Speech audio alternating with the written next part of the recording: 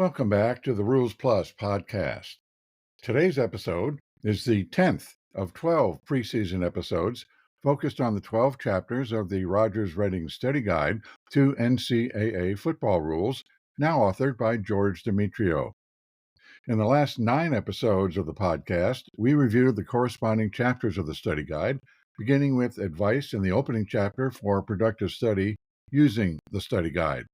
The subsequent 8 episodes have covered what the late Rogers-Redding referred to as phases of the game, reflecting his philosophy that our study of the rules should account for the symbiotic, interdependent nature of football rules. If you haven't listened to earlier episodes, I recommend them to you for their coverage of the guide's chapters 2 through 9 about, respectively, recent rules changes, the kicking game, scrimmage requirements, the passing game, the running game, the clock, major fouls, and scoring. So, on to Chapter 10, Substitution in Depth. If you've been listening to this series of episodes based on the Rogers-Redding Study Guide, you know I've made no secret of my affinity for its approach to rules study based on what it refers to, again, as phases of the game, rather than on a plodding, rule-by-rule slog. I've used the metaphors of neighborhoods of rules and sibling rules to characterize the rules book as an eclectic collection of rules sources rather than a lineup of individual rules silos. Unlike most of the phases of the game covered so far in the Redding Study Guide, substitution hardly has one easily identifiable home. While we know that provisions for every phase we've studied so far can be found in several places where sibling rules can be found, the phases we've studied so far have a sort of homeroom or primary address where we can at least initiate study. Are you interested in the kicking game? Well, start with Rule 6. Interested in scrimmage requirements? Look first to Rule 7. The passing game? That's Rule 7. The running game? Rules 4 and 5 do the heavy lifting. Concerned about timing and extra periods? Rule 3 is your go-to place. Determined to handle major fouls correctly? Rule 9 is your ticket. And confused about scoring technicalities? Rule 8 is on that. But substitutions? This topic has to piggyback on Rule 3 in a tiny, seeming afterthought section tacked on to the end of Rule 3 that otherwise is about periods and time factors. It's hard to see why discussion of the length of periods, clock operation, unfair clock tactics, and extra periods provides a natural segue into substitution procedures. Well, if you really want to know about the 8 actions that can result in fouls, as identified in Chapter 10, you'll need to spend most of your time wandering through the rules book mall, picking up bits and pieces of information where you can find them from 5 scattered sources in Rules 1, 2, 6, 7, and 9. So, on to the 8 ways to mess up substitution. It's clear that there are more ways to ruin a drive by substituting improperly than you'd think, which means there are more things we need to be attentive to during the brief dead ball intervals between downs than we faithfully attend to every play, all 125 to 150 of them in a typical high school game.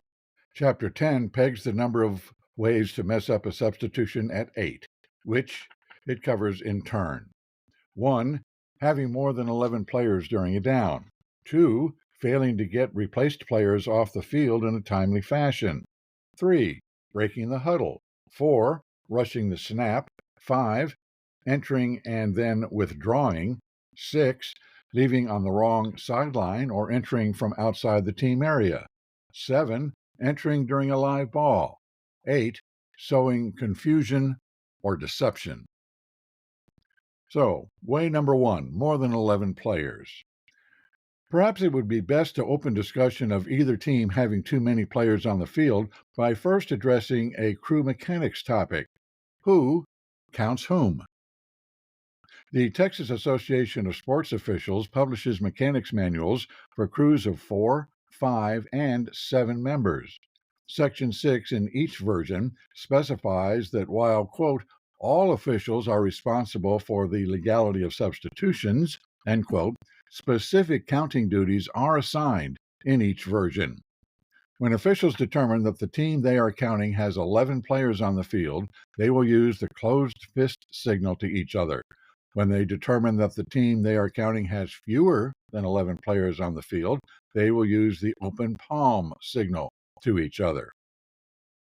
Having fewer than 11 players is not a foul, but it's important for officials to be aware of such a situation in order to anticipate, for example, that the team whose players they are counting may send in a late substitute who is not a 12th player.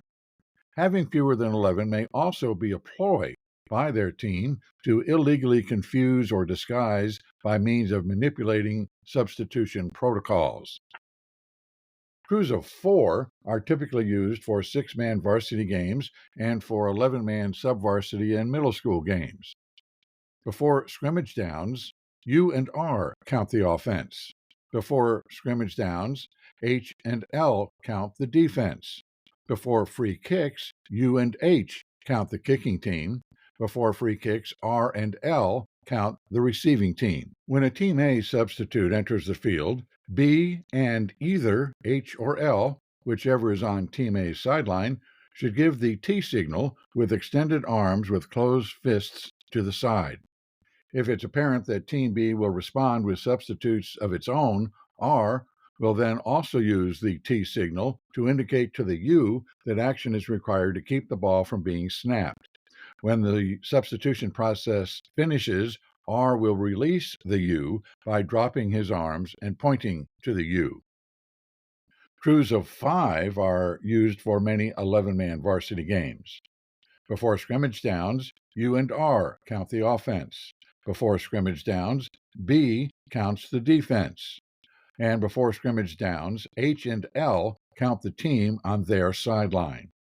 Before free kicks, U and B count the kicking team, and before free kicks, R, L, and H count the receiving team. When a Team A substitute enters the field, B and either H or L, whichever is on Team A's sideline, should give the T signal with extended arms with closed fists to the side. If it's apparent that Team B will respond with substitutes of its own, R will then also use the T signal to indicate to the U that action is required to keep the ball from being snapped. When the substitution process finishes, R will release the U by dropping his arms and pointing to the U. Finally, concerning crews of 7, those are used for most 11-man varsity games. Before scrimmage downs, U and R count the offense. Before scrimmage downs, F, B, and S count the defense. And before scrimmage downs, H and L count the team on their sideline. Before free kicks, U and B count the kicking team. Before free kicks, R, L, H, F, and S count the receiving team. And again, as in the other two crew situations, when a Team A substitute enters the field, B and either the pair H and S or the pair L and F, whichever is on Team A's sideline, should give the T signal with, again, extended arms with closed fists to the side.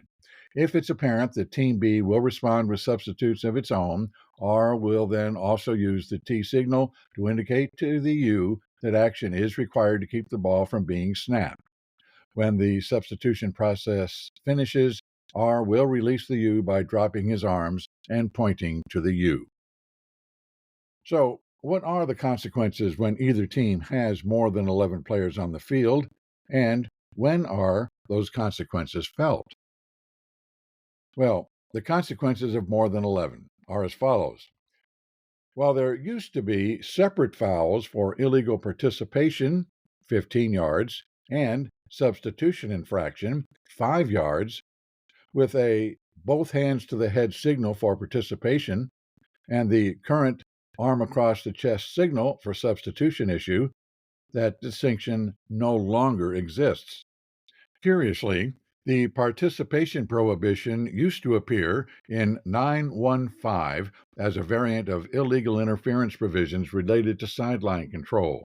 And at that time, Section 1 of Rule 9 consisted for sure of 15-yard fouls, but it was not an inventory of exclusively personal fouls as it is today. Rule 9 consisted of contact and interference fouls. So participation fouls were 15 yards, but they were not personal fouls. The substitution issues were addressed in 352, as they still are today, when consequences of more than 11 are felt. The creative fix that eliminated the need for participation fouls was a rule change that made a substitution foul by either team a dead ball foul. Through 2019, the provisions in 353 for more than 11 players on the field provided largely equal treatment for Team A and Team B. Team A could not, quote, break the huddle, end quote, nor, quote, keep in the huddle, end quote, nor, quote, keep in a formation, end quote, more than 11 players. Officials were directed to, quote, stop the action whether or not the ball has been snapped, end quote. That's exactly the rule we still have today. Team B was, quote, allowed to briefly retain more than 11 players on the field to anticipate the offensive formation, but it may not have more than 11 players in its formation if the snap is imminent, end quote. If officials misjudged whether action was imminent, and in fact the snap occurred, they were nevertheless instructed to, quote, stop the action, end quote. If officials really messed up and failed to detect too many players until during or after the down, there was an exception to treat the foul as a live ball foul, but the foul was not for participation. The foul was for a substitution infraction, penalized 5 yards from the previous spot. Then along comes 2020, and the rule regarding Team B dropped reference to the ambiguous notion of an imminent snap, and TB was now not deemed to have fouled until the ball was snapped. A live ball foul now in all cases. The rule reads today exactly as it was amended to read in 2020. So, Chapter 10 points out that a Team A infraction is typically, but not always, a dead ball foul, but a Team B infraction is always a live ball foul. If we count more than 11 players on the field for Team A, it has committed a dead ball foul if before or at the snap it is obvious that no one is attempting to depart. But if there are more than 11 players on the field clearly after the snap, play should continue, regardless of whether an excess player is attempting to depart.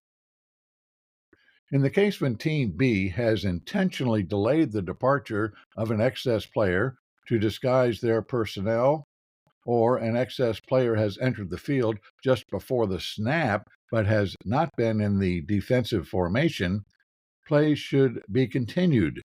In the case when Team B substitutes slowly in reaction to Team A substitutions, with the intent of causing the play clock to run out on Team A while the U is holding up the snap, a dead ball delay of game penalty against Team B would be appropriate.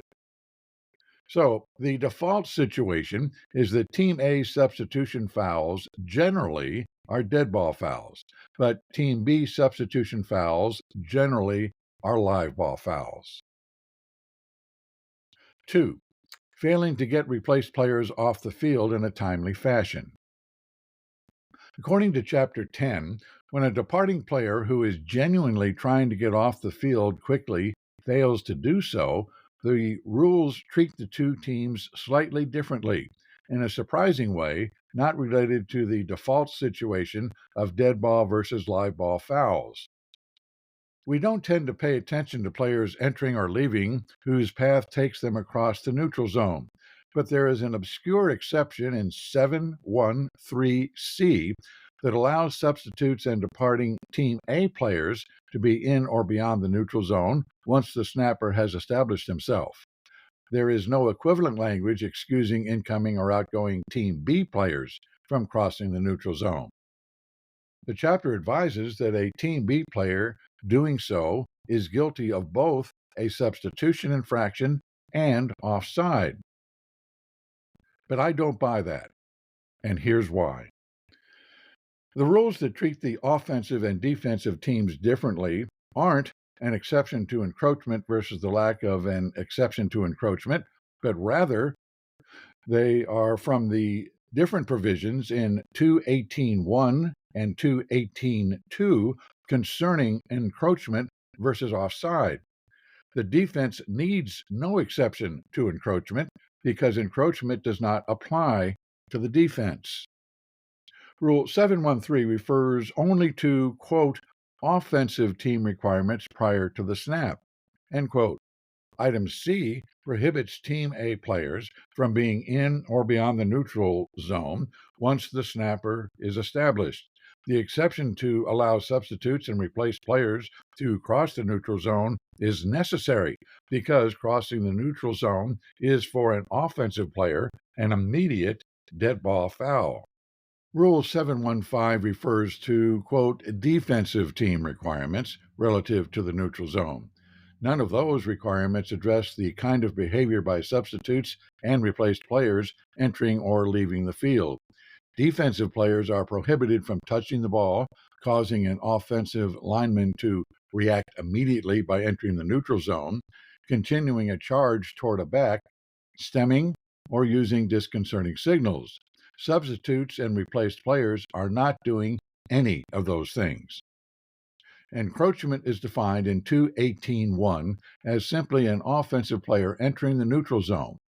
Offside is defined in 218.2 as a defensive player being in the neutral zone when the ball is snapped or doing those prohibited things that we just reviewed in 715. Let's be clear about this. Offensive players are guilty of encroachment until the ball is snapped. Defensive players are guilty of offside only after the ball is snapped. Both teams are guilty of a substitution infraction if their excess player entering or leaving is still on the field when the ball is snapped. 3. Breaking the huddle. While it's permissible for the offense to briefly have more than 11 players in the huddle, there's a 3-second threshold after a substitute enters for there to be a replaced player leaving. However, if the offense breaks its huddle just before or just as the replaced player begins to depart, it has fouled by breaking the huddle with 12 or more players, even if the 3-second threshold has not been reached. And we are reminded by Chapter 10 that a huddle may take place along the sideline, as often occurs after a change of possession or a timeout. The point, of course, is that we must be extra vigilant in such situations.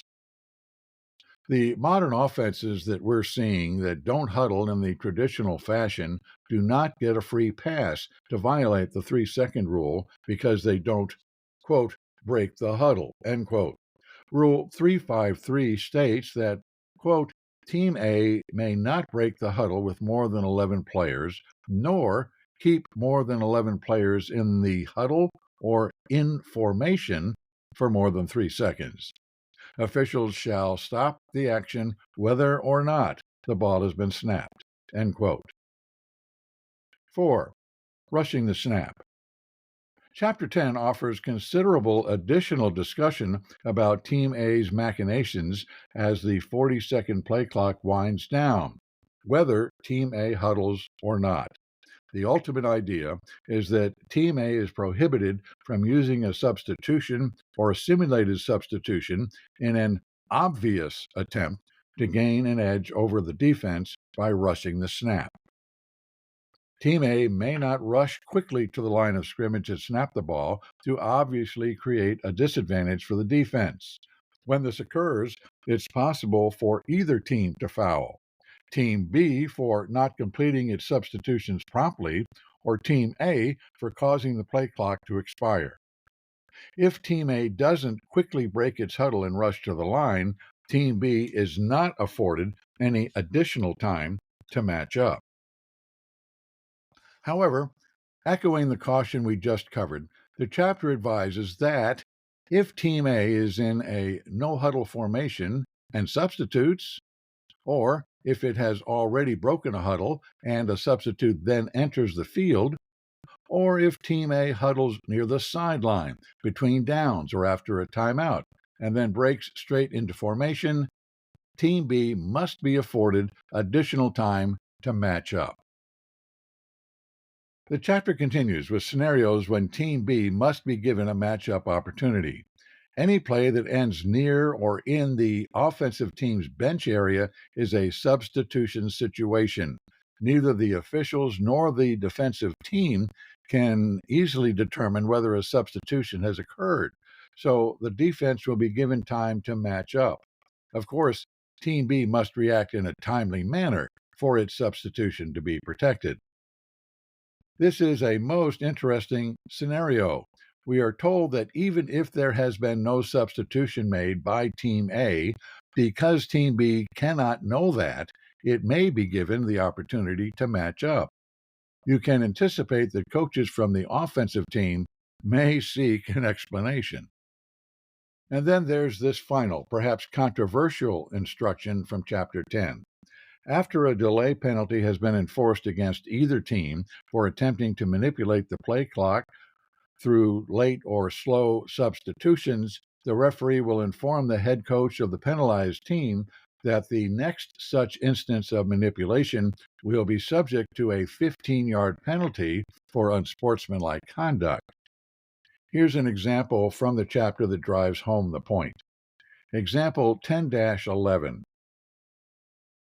With 10 seconds remaining on the play clock, substitute A89 enters the field just as the Team A huddle is breaking, and a departing player leaves the field. A89 goes between the 9-yard marks and quickly takes his position in the formation. The U stands over the ball to prevent the snap. Team B immediately reacts with its own substitution, but the play clock expires before substitute B22 can get to his desired position. Ruling: Team A is charged with a 5-yard penalty for delay of game, and the referee warns Team A's head coach that another such instance will constitute a team unsportsmanlike conduct foul. And there's one more sticky situation to prepare for when there is going to be a field goal attempt at the end of a half.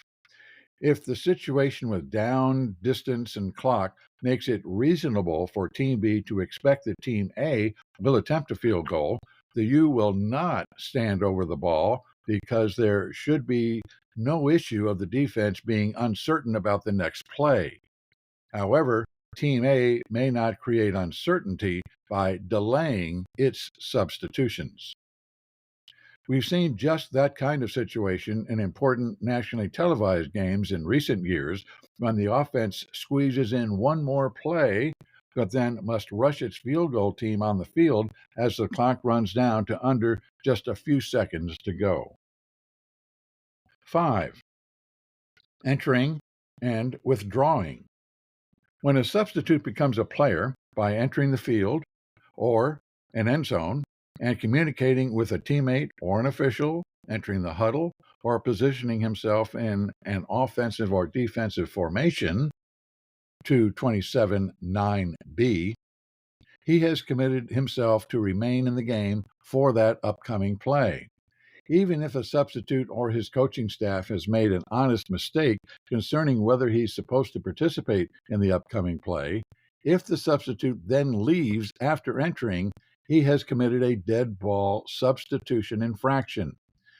Using the term withdraw instead of leave serves to distinguish between a situation in which a player enters the field but then turns around and leaves before he satisfies the terms of being a substitute, as provided in 227-9b, and a situation in which he has officially become a substitute, but then withdraws from the field. For a player to withdraw is a dead ball foul for a substitution infraction. The purpose of the rule is to require a so-called messenger who brings a play to the huddle to play at least one down. However, a player may legally withdraw under 4 circumstances. Either team is granted a charged timeout. A referee's timeout is taken, with a couple of obscure exceptions. The period ends, or there is a score. Chapter 10 notes that the provision for a referee's timeout specifically excludes the, quote, timeouts, end quote, taken after a live ball goes out of bounds or a pass is incomplete. 352D. Here's the text, quote, substitutes who become players, Rule 227.9, must remain in the game for at least one play, and replaced players must remain out of the game for at least one play, except during the interval between periods, after a score, or when a timeout is charged to a team or to the referee, with the exception of a live ball out of bounds or an incomplete forward pass. And there's a reference to AR 352, plays Roman 3 and Roman 7, end quote. The chapter points out, correctly in this case, and perhaps correctly in the way you view things as well, that you probably didn't know clock stoppages for those 2 play results were timeouts. Indeed, I've never thought of them as referees' timeouts when the ball goes out of bounds or there's an incomplete pass. The point is that the intent of the exception for a referee's timeout is to allow a player to enter and withdraw only when there is a break in the game action that causes a significant delay, such as a break for an injury or equipment violation, among other referee-initiated timeouts. The rule works in the other direction, too. A replaced player who leaves the field and who then realizes he should not have left may not then return to the field. Here's a play example from Chapter 10. Quote, example 10-15. First and 10 on the A12. Wide receiver A87 thinks the short yardage offense is going to enter the game, and so he goes to his team's area. He then realizes that he is supposed to remain in the game and goes back to the huddle. When A87 left the field, tight end A80, A, entered, or B, did not enter the field. Ruling. In either case, it is a dead ball substitution infraction. End quote. The chapter does not comment, but I will, that if A87 left the field and then returned with more sinister intent to disguise his team's personnel package or its formation for the next play, it might be the case that an unsportsmanlike conduct foul has been committed by A87 trying to set up a so-called hideout play. While we're not mind readers, we should be savvy enough to pick up on clues such as if A87 merely stepped discreetly back onto the field next to the sideline, or re-entered without coming anywhere close to the 9-yard marks. The point is that the wing officials, both the ones near the new neutral zone and those who are deep, must remain alert during the relatively brief dead ball interval between downs when multiple players may be coming, going, or staying put among a lot of bodies scattered around in the area. It's easy for us to use these dead ball intervals to take a quick physical or mental break, but those are the very times when things can be particularly chaotic and demanding on our attentiveness and concentration. It's also true that the referee is particularly dependent between plays on getting assistance from the wing officials in determining whether a player moving into view from near the crowded team area is simply a player who participated in the previous play and went over for a quick consultation with a coach, or whether that player is actually a substitute. 6. Leaving on the wrong sideline or entering from outside the team area. Though we rarely see this, in confusion or desperation, a player may commit a substitution foul by leaving the field on the opponent's sideline or on the end line. It's also possible that a player who sees he's not going to be able to complete the substitution may also abort by taking the unauthorized shortcut to withdraw using the wrong sideline or end line. It's also a foul if an entering player comes from somewhere other than his team area, even if he comes from his team's side of the field. Here's an example. Quote, example 10-20. During the second period, A36 goes to the locker room that is at one end of the field. When he returns, he stands beyond the end line and watches a play conclude when his team is near that end of the field. He then enters the game through the end zone at that end. Ruling, substitution infraction. End quote. 7. Entering during a live ball. You probably don't need this podcast, a rules workshop, an NCAA bulletin, or a study session for the Tasso football exam to discover that, unlike in hockey or in soccer, a player can't just step onto the field while live ball action is ongoing. So what is there to learn from the provision in 352A that, quote, no incoming substitute shall enter the field of play or an end zone while the ball is in play, end quote? Well, here is the key takeaway worth reminding ourselves of. Sibling Rule 921B4 provides that substitutes who enter the field with no intention to enter the game are guilty of unsportsmanlike conduct, which is a really confusing way of referring to the central purpose of this rule, which is to discourage, quote, demonstrations after any play, end quote. It's hard to imagine why any player would enter the field during a live ball. So that final clarification about demonstrations really does reveal what this rule is all about. The typical scenario that presents officials with a daunting challenge is when a touchdown is scored, especially in a critical late half moment, and we know that offensive players will be streaming onto the field for the try to replace departing offensive players from the touchdown scoring personnel group, creating a mass of players changing places while also celebrating wildly. Are all the players in the cluster of bodies plausibly substitutes and soon-to-be replaced players? Are there any bench personnel coming out of the team area for no other reason than to celebrate? It's difficult to both determine with certainty who, if anyone, has violated 921B4, and it's also difficult to bring ourselves to be Grinches who throw a wet blanket over the celebration with a 15-yard team unsportsmanlike conduct foul that can be enforced on the try or the ensuing kickoff. But the rule is there, and there are scenarios when virtually the entire bench is clearly leaving the team area to join the celebration, forcing our hand. 8. Sowing confusion or deception. Sibling Rule 922B provides that, quote, no simulated replacements or substitutions may be used to confuse opponents. No tactic associated with substitutes or the substitution process may be used to confuse opponents, end quote. The foul for such skullduggery is not a substitution infraction, but rather a live ball foul for unsportsmanlike conduct.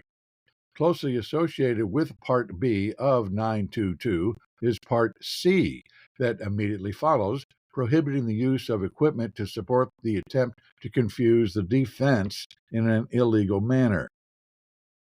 And we should not read into the explicit prohibition of using equipment to sow confusion as a limiting provision rather than a clarifying provision. It is also illegal to use voice and or gestures as components of the overall tactic to use the substitution process to confuse. Here are two approved rulings that illustrate that a team may use neither equipment nor communication by voice or gesture to confuse. Quote, AR 922, play Roman 2. On fourth down at Team B's 12-yard line, A1 enters the field of play with a kicking shoe while his 11 teammates are in the huddle. A1 kneels and measures the distance from the neutral zone to the kicking spot. While his teammates are leaving the huddle, A1 leaves the field of play with the shoe. Team A quickly runs a play from scrimmage. Ruling: Team A foul for unsportsmanlike conduct. Penalty: 15 yards from the previous spot. There shall be no simulated replacement of a player to confuse the opponents, and a player who communicates must remain in the game for one down. End quote. Indeed, we know from 352D that a player who communicates or takes a position in a formation becomes a substitute and must remain in the game for at least one play. So you might wonder why officials did not shut the play down when A1 left the field, ruling that there was a dead ball substitution infraction. But here's the catch, and here's why the deception could be very effective. Once A1 became a substitute, the only restriction on him was to be on the field when the snap occurred. When he left the field, it was still possible for him to have returned to the formation before the snap, which is the key to the deception. Team B would rightly expect A1 to return after the supposed shoe issue was taken care of.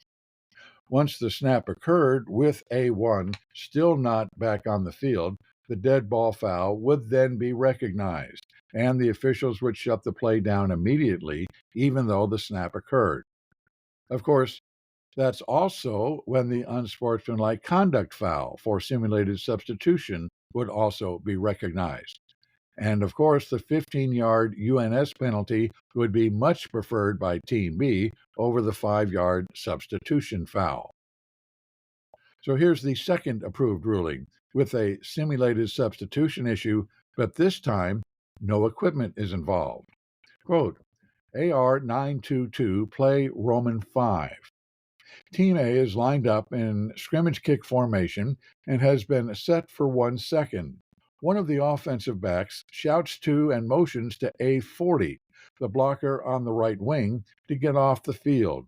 At the snap, A40 is in legal motion toward his sideline. A40 turns downfield and becomes a pass receiver. Ruling: penalty, 15 yards from the previous spot. This is a tactic associated with the substitution process to deceive opponents. End quote. In this case, only a UNS foul, not a substitution foul, is involved. The lesson is that if we see the offense with props or hear scripted communication prior to the snap, we should be immediately suspicious that some kind of trick play is in the offing. If we're lucky, during our pregame conference, the coach will have excitedly tipped us off to this really clever play he may run.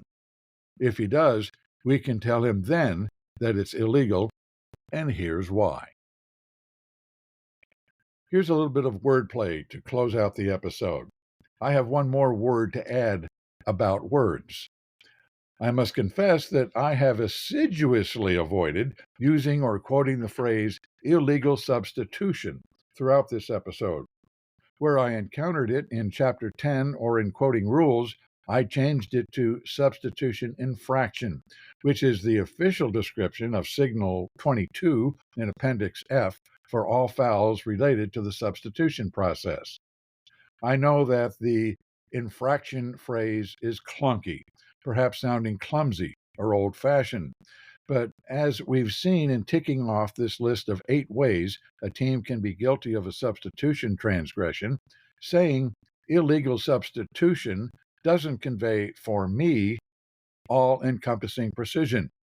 The image I have when I hear illegal substitution is of the wrong player doing the wrong thing at the wrong time.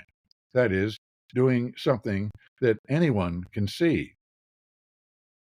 While most of the 8 ways to foul up a substitution indeed involve an identifiable player, such as an excess player or a confused player who withdraws, or a player who leaves in the wrong place, several of the ways involve a procedural mistake by the offending team, such as breaking the huddle with 12 players, or rushing the snap after a substitution has been made. For me, infraction covers both errors of identity and errors of process. So infraction is what I announce. The truth is, no one is going to notice the difference, and I bring this topic up just because I find the editorial choice here interesting, but not of consequence for the substance of the rule. However, it turns out there is more to this story. In researching whether the infraction phrasing is common in the rules book, I found that it isn't common at all. I found just one place, as far as I can tell, where the substitution infraction phrase appears. In only one approved ruling, play number Roman 6 for AR 352. But my disappointment quickly turned to delight with the serendipitous discovery in this AR of another editorial feature I never expected. See if you pick up on what I picked up on when I read this for the first time. Quote, approved ruling 352, play Roman 6. After a down that resulted in 1st and 10 at the B40, 11 players of Team A, which runs a no-huddle offense, move to their various positions to set up for the next play. The ball is ready for play when A22 runs onto the field from his team area, and after he pauses at the top of the numbers, he or the coaching staff apparently realizes that he is the 12th player. A22 then turns and runs back to his team area. The ball has not been snapped. Ruling, dead ball foul for a substitution infraction. By interpretation, A22 has become a player by entering his team's, inner quote, effective huddle, end inner quote, and thus must remain in the game for one play. 5-yard penalty, Team A will have 1st and 15 at the B45. And there is a citation of Rule 227.9b, end quote. At first, I was pleasantly surprised to finally find an instance of the phrase substitution infraction occurring in the rules book, only to be startled to see in the next sentence a more stunning, quote, effective huddle, end quote, phrase that I had never encountered before. The phrase introduces a most interesting concept, a concept, I think, that provides us a useful tool for justifying a ruling of a substitution infraction in today's environment of high speed, no or minimal huddle offenses. We can thank the NCAA Rules Committee for giving us something to hang our hat on, the effective huddle concept. A closing word. I hope you'll make time to listen to next week's episode for discussion of Chapter 11 of the Reading Study Guide, covering, shudder here, penalty enforcement. I admit that won't be an episode for the weak-hearted. Remember, I'm a member of the Austin Football Officials Association. Our extensive training of prospective officials is well underway, including classroom work, Zoom meetings, and on-field experience in 4 locations in the Central Texas area. We're very pleased to see that we have a large rookie class of men and women. If you'd like to learn more about us, contact us. You can email us at recruiting@afoa.ws, visit our website at www.austinfootballofficials.org, call us at 512-298-2987, or follow us on your favorite social media platforms, including Instagram at ATX Football Refs and Facebook at Austin Football Officials Association. Until next time, have a great week.